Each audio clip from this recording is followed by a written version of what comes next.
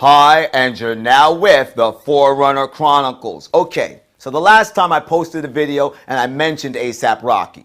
ASAP Rocky took to Twitter, sounded off on me, and then he posted a link to my video on WorldStar. Then YouTube bans the video and suspends my video uploading privileges for 30 days. But having said all that, I'm still not going to allow the perverted occult nonsense to just slide. Because what's going down right now, it's a whole new level of sick. As if already the obvious gender confusion agenda of the fashion industry and having young men running around wearing some tight do-it-yourself castration systems that they've affectionately termed skinny jeans, if that stuff isn't just weird enough all by itself as is, now the fashion industry is pimping out the entertainment industry to use these guys to promote to society that men wearing dresses and skirts is cool?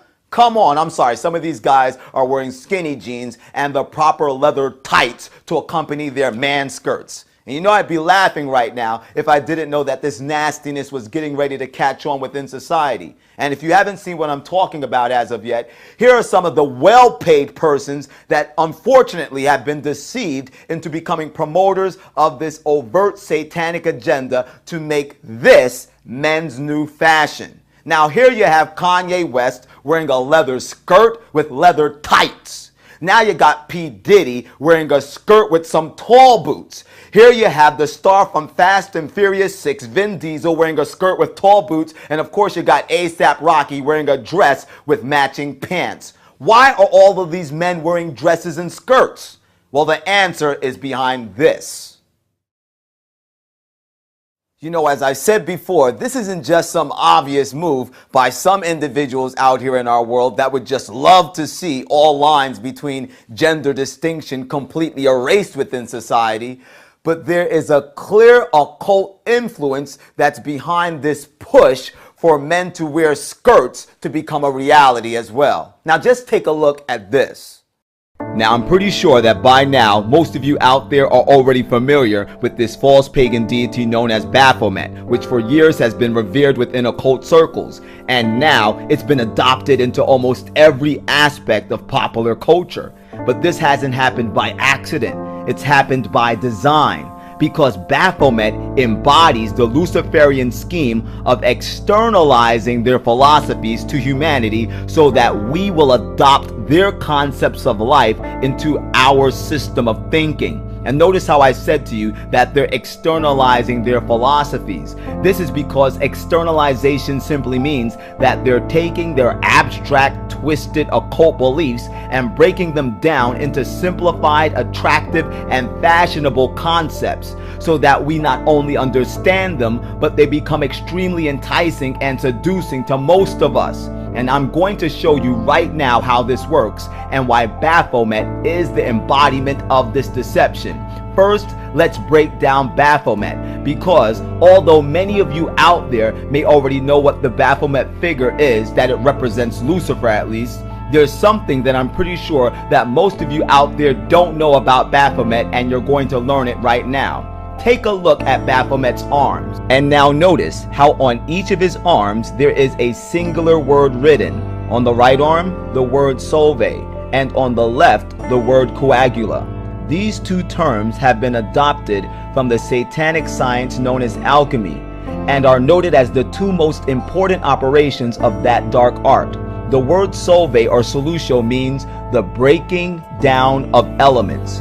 As used in the occult or esoteric circles, solve means the breaking down of hardened fixed positions or fixed beliefs that people may hold within society, like religious beliefs. For instance, most people that believe in the Bible believe that same-sex marriages are against the will of God. Therefore, the occult application of solve in this case would be to break down that belief system that is held by Christians. And then comes coagula. What coagula means is to take the now broken down elements and then to solidify them in a new transformed state.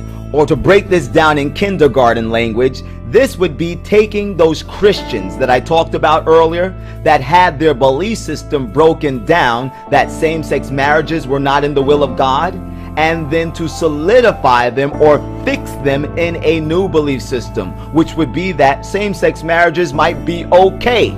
That is coagula.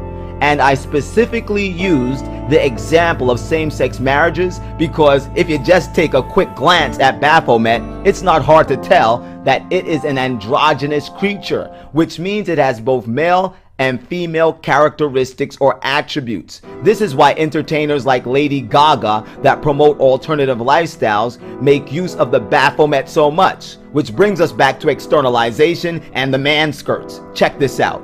Notice how Kanye West is wearing his short leather skirt with tights, and what's on his t-shirt directly above it? That's right, Baphomet. This is textbook externalization. By wearing the skirt and being a man, Kanye is exemplifying androgyny. And because he is famous, he makes this very satanic principle acceptable to his fans, challenging their already fixed ideals on what is decent or indecent for men, and consequently attacking the lines of distinction between males and females within the minds of his fans. And all these principles are directly associated with the symbol on his shirt, Baphomet.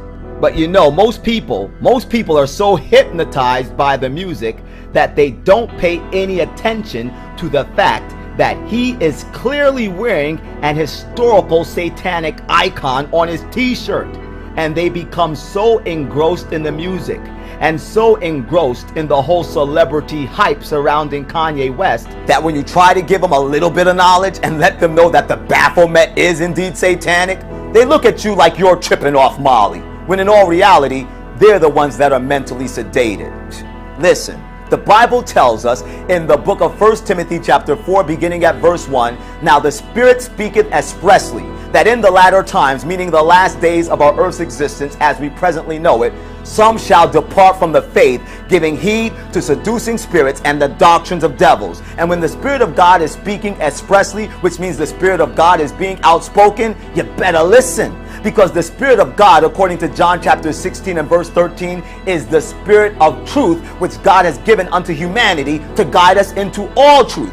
So it's his responsibility to keep us in the truth and from falling to the deceptions that the devil's got this entire world in a sleeper lock in at this time. You want to stand? You got to listen to the Spirit of God. But you might think you're smart.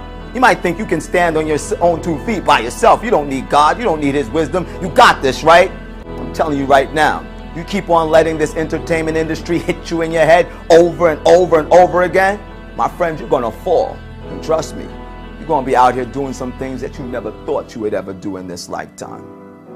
So take heed to the counsel of the Lord. The Bible tells us in the book of Proverbs chapter 14 and verse 12, "There's a way that seemeth right unto a man, but the ends thereof are the ways of death." You don't know how to guide your footsteps out here. You need the wisdom of God to direct your paths. That's why the Bible counsels us in Proverbs chapter 3 verses 5 and 6, "Trust in the Lord with all thine heart, and lean not upon thine own understanding. In all thy ways acknowledge him, and he shall direct thy paths."